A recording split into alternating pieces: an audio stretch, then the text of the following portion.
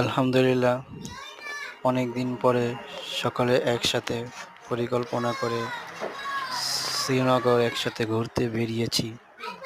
আমাদের ওস্তাদের মসজিদে সফরের উদ্দেশ্যে রওনা এবং আমরা একত্রিত হয়ে সেখানে বসছি। খুবই আনন্দের মুহূর্ত সময় কাটালাম। বন্ধুরা একসাথে মিলে খুব আনন্দ করলাম। কালো আসামি ধরা পড়ছে হাতে নাতে। কালো আসামি ধরা পড়ছে হাতে নাতে।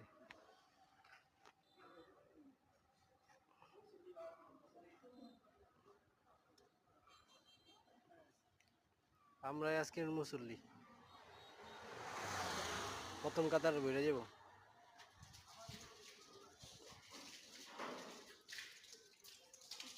ভিডিও মারলাম।